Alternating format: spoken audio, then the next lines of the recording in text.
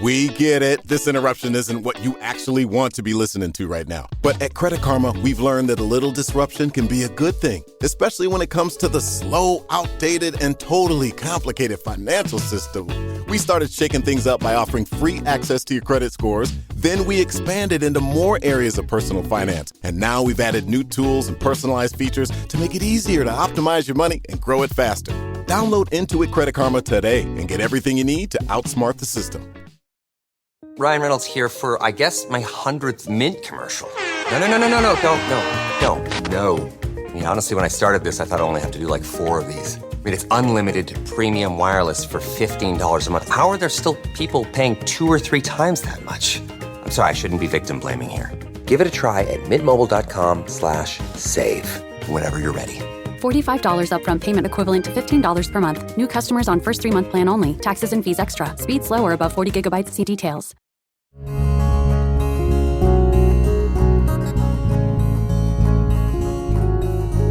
Welcome to the Casting Across Fly Fishing Podcast. I'm Matthew of castingacross.com, where I explore the quarry and culture of fly fishing. It was about a year and a half ago that my Subaru Forester died. I'd had that car for nearly a decade, and it was sad to see it go, especially because I had human fishing partners that came and went, multiple people in the same time that I had that car. And I had that car back before we had children, and so when I was fishing virtually daily, I was in and out of that thing, and everything had a place. All of my stuff had a very organized and ordered spot, and so it was just so easy to get rigged up and to get set up and to fish and to just get back in the car, go home, next morning, get back at it again, and everything had a place, and there was a place for everything.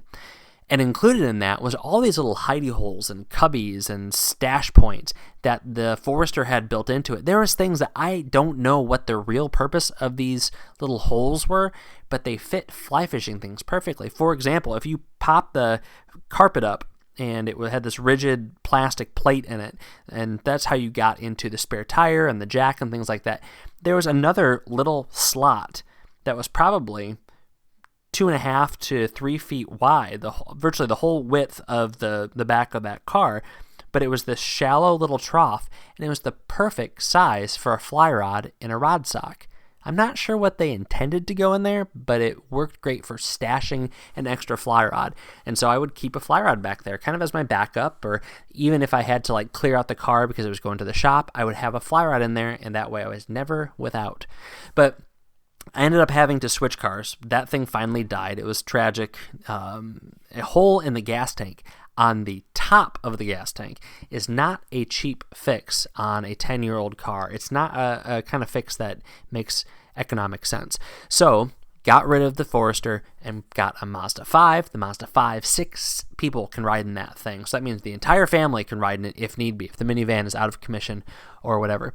But there's not the same kind of storage space. So when I bought the Mazda, I got rid of the Subaru, and everything in the Subaru went into a big gray plastic tote. And I brought the plastic tote over to the Mazda. I started putting stuff in it, and I realized very quickly I couldn't put all that same stuff that I had accumulated over the years that either had real value or perceived value into the Mazda. And so a lot of it went back in the tub. Well, as I fished, and as I hiked, and as I camped, and as I just did stuff in that Mazda, I would slowly but surely get into that tote and find the things that I realized I needed and put them back into spots. I would make spots for things in the Mazda.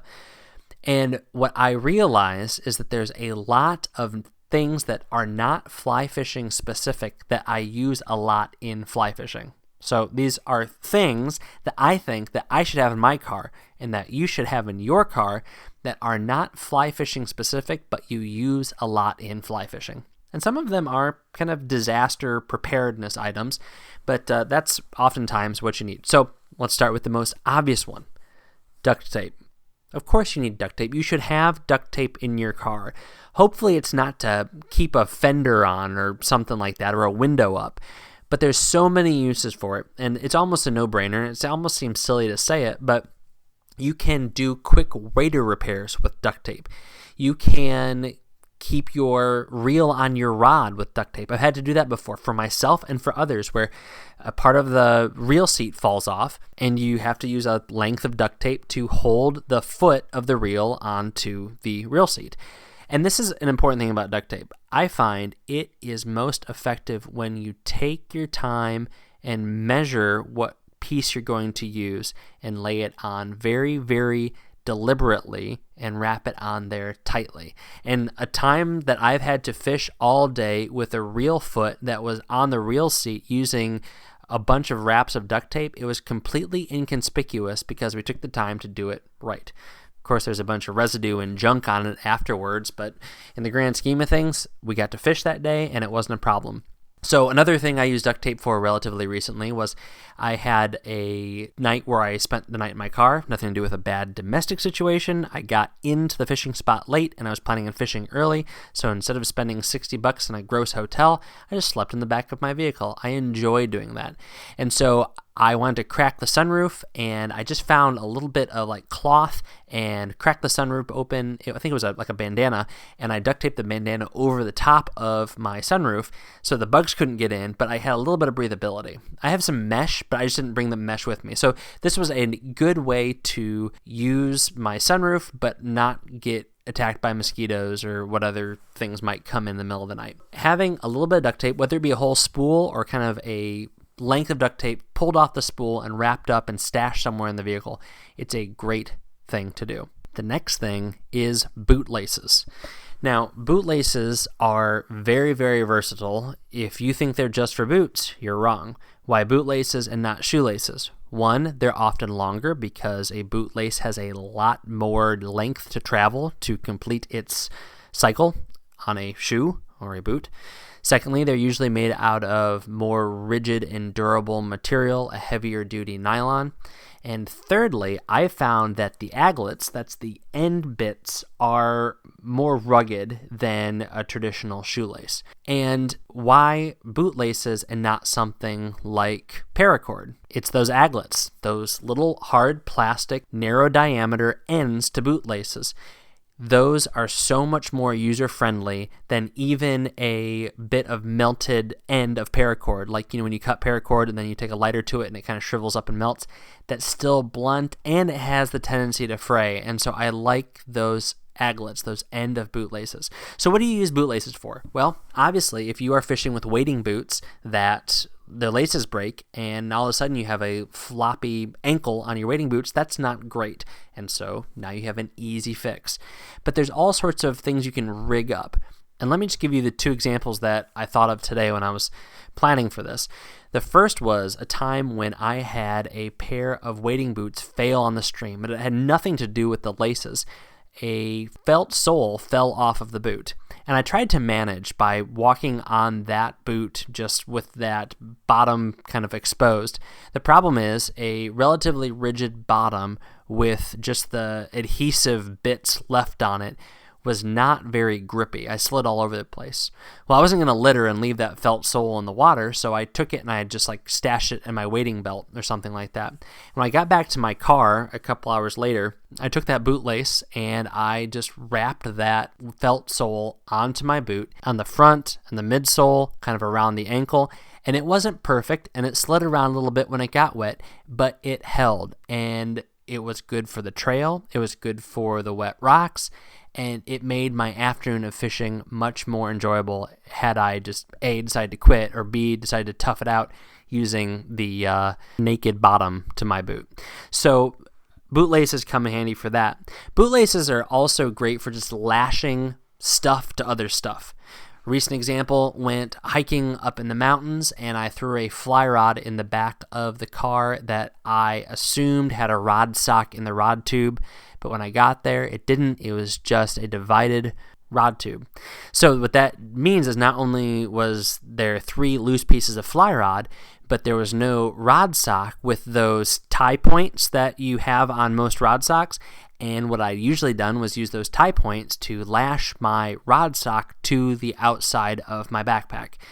So now I had to figure this out. So this uses 2 things I always keep in the back of my car. bootlaces and socks. I'll get to socks in a minute, but I used the sock for not my feet, but I put the rod in the sock, and it still was touching, the ferrules were touching each other, which isn't ideal for a hike, but it was better than not taking the rod.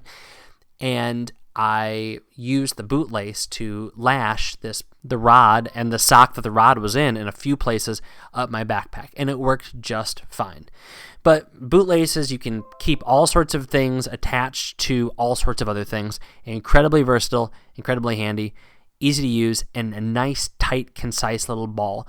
They're not the kind of thing that you're going to hang a food bag from a tree in bear country, but you're going to be able to use them for all sorts of things, and a lot of things outside of fly fishing.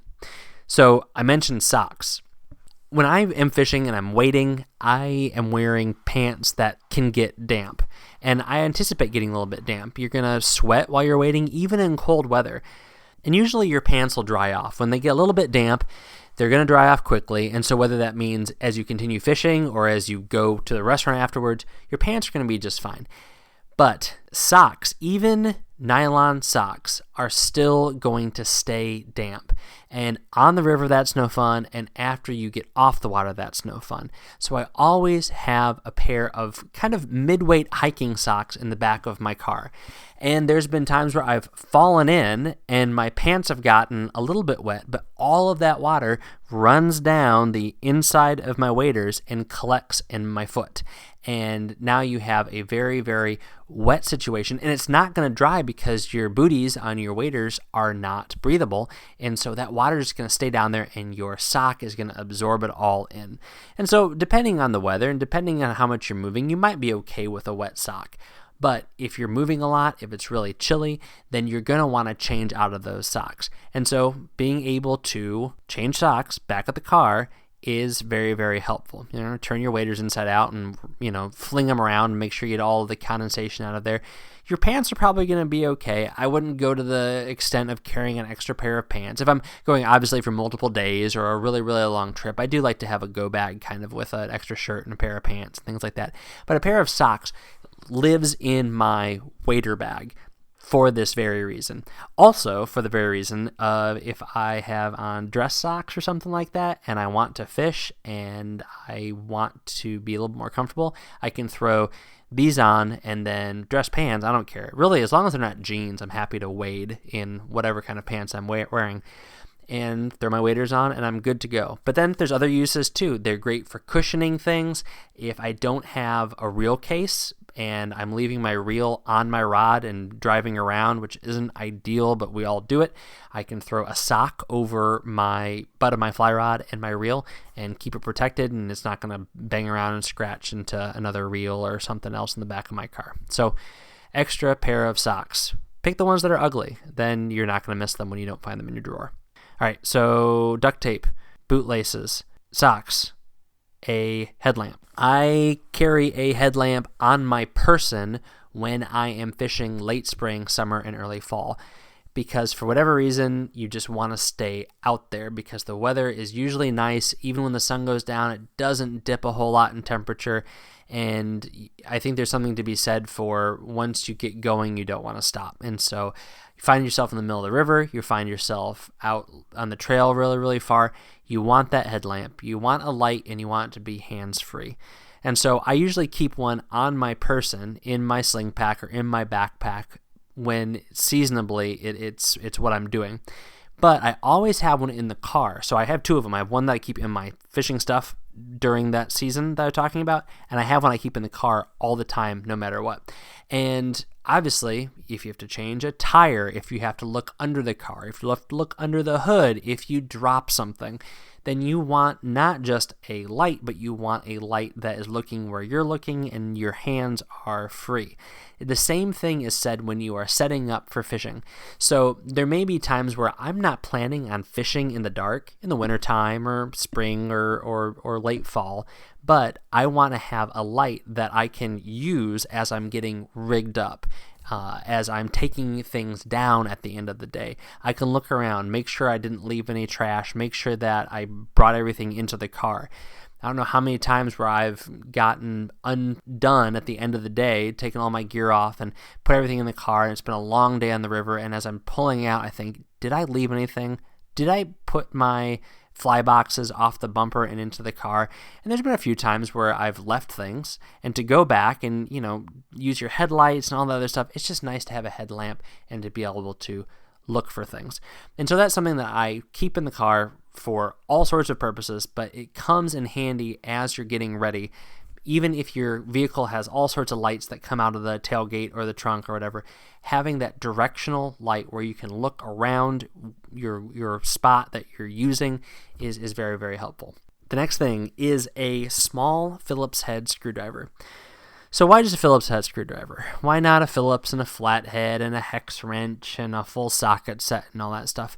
A lot of people keep a full tool set in their car. I don't. I feel like I can get by in most situations with a Leatherman. The problem with a Leatherman is that if you have even a pretty robust one, the Phillips head screwdriver on that thing is pretty chunky. It's good for virtually all automotive uses on the outside of the car, not necessarily messing with your stereo or things like that. But the Phillips head screwdriver that comes in a Leatherman or any other multi-tool, it works in most normal circumstances. But when it comes to your fishing gear, and this includes reels and sunglasses and other things that have small parts, you need a very small Phillips head screwdriver. I've done it, you've done it, we've all done it. We've used a Phillips head screwdriver that is too big for the screw head that we're working on, and we stripped the heck out of it, and now we have a much bigger problem. That's one thing to do with a remote control car for your kid that was $15 at Target. It's another thing to do with your $250 pair of sunglasses or your $400 reel. And why would you want to be taking your reel apart in the car? Well, there's a couple of good reasons why. There's times where I've dropped a reel in some really silty, nasty mess. And I know I could wait until I get home the next day or a couple days later to clean it up. But I plan on fishing the next morning, and I want to get that thing cleaned out. I don't want to continue to grind all of that grit and sand and nastiness into the gears. And so to get at it, I need to use a small Phillips head screwdriver. Or for whatever reason, my sunglasses are getting loose. I want to tighten them up because they keep falling off my hat when I have a bump with my hat, or even sliding off my ears because they're loose and wobbly. And to be able to make that fix is very, very helpful. And there's so many other things a small Phillips head screwdriver can be used for. One that you might not think of is getting into your remote access for your car. If you want to replace the batteries on that, which of course you can do for yourself, you don't need to take it to the dealer, but you probably need a small screwdriver to do that. And having that, all you gotta do is run to the store, buy the battery, and make that quick fix, and now you can get yourself back into your vehicle. So again, that's not a fly fishing need, but it's another reason why I like to have a small Phillips head screwdriver in my glove box. Which brings me to my last point. This has nothing to do with what you have, but it's where you have it. This might sound like totally common sense, but at the same time, I think it's worth mentioning. Where do you keep all these things? Where do you stash your extra fly fishing stuff? Where do you keep your first aid kit, which I would say is another non-fly fishing thing that it's good to have? Where do you put all these things? Because your glove box is only so big. Now, unless you have an excursion or some other enormous vehicle or a minivan. Minivans are spectacular. Minivans these days are amazing. If anyone says anything bad about a minivan, you can take it up with me. But if you have a normal vehicle, so a smaller SUV or a hatchback like I have, or a sedan, you're going to have a trunk space and you're going to have a couple other spots. So where do you hide all these things that you want to make sure you know where they are? So the glove box works, the little pockets behind the seats work, but a place that I think is incredibly helpful to use is where your spare tire is. So that spot either in your trunk or in the back of your vehicle where you pop up that little panel, and there's probably some hidey holes for flares and for jack and for some tools, but there can be little spaces in there to keep some of these things. And I would say just get a little bag. I like using the reusable grocery bags, or I go to conferences for work and they give you, all the books and things like that in one of these totes, one of these kind of heavy duty nylon totes. I use those, and that way if I have to clear that stuff out of there to actually change my tire, it's not picking a bunch of stuff off, putting it on the ground, making sure you remember it and all those things, but it's just in a bag and easy to grab. Another thing that I like to do is to put things in the cup holders in the back of the car. So I have my kids in the very far back, the third row, every once in a while, but not too frequently. So I use those cup holders to hold things. I know right now I have a screwdriver and a headlamp and a trash bag stuffed into one of the back cup holders of my car. And that stuff is going to stay there. That's just another place where it's out of the way, where I'm not going to put groceries on top of it or anything like that. I have access to those things very quickly and easily if I need them. So hopefully this has been helpful. Is there something that you think is essential to have in your car that's a non-fly fishing item that you might use for fly fishing, either because of an emergency or simply in the course of doing business? I mean, there's lots of other things. I think about, I've used straws out of my glove box to tie nail knots. I don't necessarily have a nail knot tool on me all the time, but you can quickly, with a pair of scissors, turn a straw into a nail knot tool. I mentioned plastic trash bags earlier. These are just the bags from Walmart or Target or from the grocery store. These are not single-use bags. My goodness, if the people who say that those bags are single-use bags do not have children, because there's always a mess that I'm cleaning up. And I'll put them in my car and I'll use them for all sorts of wet things, whether they be wet clothes if I've fallen in, or if I have caked mud on my wading boots and I don't want it rubbing up against all their stuff in the back of my car. There's lots of uses for plastic bags. And so you can probably think of things that you already have in your car that are useful. So let me know if there's something that you just can't live without, that you always have in the car, that isn't necessarily a fly fishing thing. It's not a box of bass poppers, but it's a non-fly fishing thing that you use in your fly fishing day-to-day. This week on Casting Across, 2 articles. The first one was called The Mayfly Project Mentor Interview, Heather Sees. Heather is not just a mentor in the program, but she also does project coordination across the country. And she has a really cool story about how she got started in Mayfly Project, so you can check that article out on the website. The second article this week is called Learning Under Rocks, and I took my boys out to do some stream research, and they learned all sorts of stuff about caddisflies and mayflies and other aquatic insects, and it was really fun showing them how to do a macroinvertebrate study. But I also learned something about a local stream that kind of set me straight, and to do that macroinvertebrate study, I used the Ascent Fly Fishing River Oracle Streamside Match the Hatch kit. And this week's recommendation on Casting Across Fly Fishing Podcast is the Ascent Fly Fishing River Oracle Streamside Match the Hatch kit.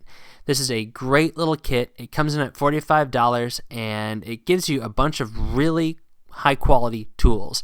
It all comes in a little pouch that you could put in the back of your car or on your wading belt or in your backpack. And in that little pouch, you get a mesh seine net that you can put over the top of your fishing net. I had a trout net with me, just a little wood Broden trout net, and it worked great with that, but it also works with those giant, enormous nets that people carry around. This would work on that. So there's the seine net, there's 6 little glass vials that could keep pretty much any bug that you find on any river, and there is a thermometer, there is a magnifying glass, and there's a little waterproof notepad and pen that you're able to take notes about what you find. It's really cool for educational purposes, not only like science class like I was doing with my kids, but also for you, so you can figure out what the bugs are eating. And if you fall into a cycle of doing this, taking surveys every time you're out, you're able to see what is happening in your stream. Because as I wrote about in the article on Wednesday, if you are trying to discern what the fish are eating by waiting for something to fly into your face, you're missing out on probably 90% of the fish's diet. It's almost all underwater things. So I know a lot of people turn over rocks. This takes turning over rocks to another level and really encourages you to get into the habit of seeing what's underwater in your stream, what the fish are seeing and what they're not seeing, and help you make an educated decision as you are choosing flies. I will put a link to the River Oracle kit on the page for this podcast on the Casting Across website. Thanks for listening to the Casting Across Fly Fishing Podcast. Please subscribe in your favorite podcast app and rate the podcast in iTunes. Then head over to castingacross.com, where you'll find more info on this podcast and 3 posts a week on the people, places, and things that go into the pursuit of fish.